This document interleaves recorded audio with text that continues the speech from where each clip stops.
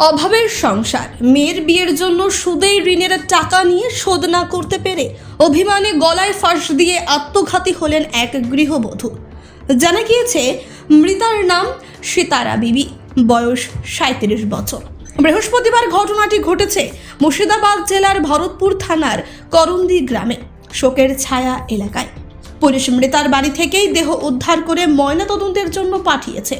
মৃতার পরিবার সূত্রে জানা গিয়েছে, মৃতার স্বামী আনারুল শেখ পেশায় রাজমিস্ত্রির কাজ করেন।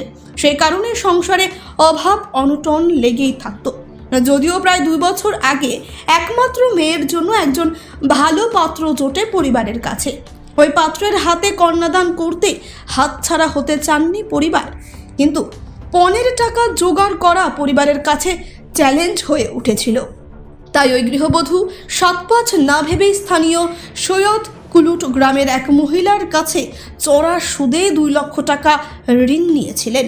মৃতার পরিবারের দাবি, 2 লক্ষ টাকা ঋণ নিয়ে পরিশোধ করছিলেন প্রায় 7,20,000 টাকা।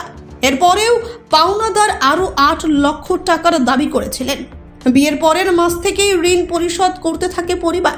তারা প্রতি মাসে 20,000 করে সুদ সহ ঋণ পরিশোধের চেষ্টা করেন, কিন্তু সুদের পরিমাণ এতটাই বেশি ছিল যে ওই পরিবারের পক্ষে তা অসহ্যনীয় হয়ে উঠেছিল।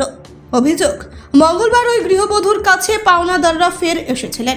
হুমকি দেওয়ার সাথে বধূকে মারধরও করা হয়। ওই দিন গৃহবধূ পুলিশের দ্বারস্থ হয়েছিলেন, কিন্তু তারপর থেকেই মানসিকভাবে ভেঙে পড়েছিলেন। এরপর এদিন সকাল 10:30 নাগাদ পরিবারের লোকজন বাড়িতেই গৃহবধূর ঝুলন্ত দেহ দেখতে পেয়ে পুলিশে খবর দেন।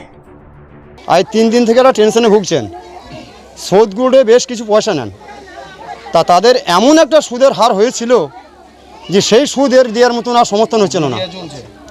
ওই জন্যে 2 দিন থেকে টেনশনে ভুগে। এমনকি পরশু দিন রাত্রে ওরা আসে, ওই সুদগুড়ে যে টাকা দিয়েছিল ওই পার্টিরা এসে মারধরও করে যায়।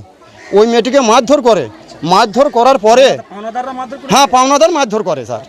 মারধর করার পরে এ বেচারি জানের ডাহাতে ওই রাত্রে গিয়ে এখানে লিখিত কমপ্লেন আছে একটা থানায়, সে কমপ্লেনটা আবার কমপ্লেনও করে আসে। যখন করা হয় তখন থানায় অভিযোগ করেছিলেন? হ্যাঁ হ্যাঁ হ্যাঁ হ্যাঁ ওই মারধর খাওয়ার পরে থানায় গিয়ে অভিযোগ করা আছে।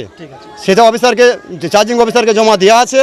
আচ্ছা, তারপরেও তাই ও না শুনে এই টাকা চাপে এই শুনেছে এটা সহ্য না করতে পেরে আজকে সকালে এত চড়া সুদ যে মানে আর ভেবে পাচ্ছি না আমি কোথায় থেকে পয়সা শোধ করব। এর জন্য অনেক টাকা দিয়েছেও, তার জন্য তাই আজকে তা আত্মহত্যা করে। আজকে সকাল 10টার সময় মানে খোঁজ পেয়েছি না বোনের, খোঁজ পাওয়ার পর খোঁজ পেয়েছি না দিয়ে যখন আমি বলছি দেখি বাড়িতে আসে নাকি, বাড়িতে এসে দেখছি গিরিলে তালা মারা। তারপরে দেখছি ঘর মানে তাকে দেখছি ঘরে তালা মারা নাই।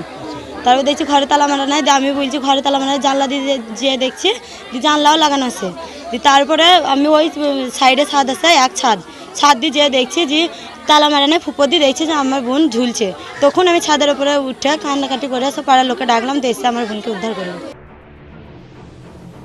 ব্যুরো রিপোর্ট, চেতনা নিউজ।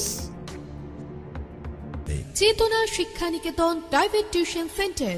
ভর্তি চলছে, ভর্তি চলছে, ভর্তি চলছে।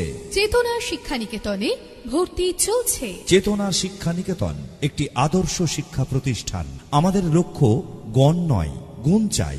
চেতনা Shikshaniketan private tuition centre, Jibanti Murshidabad.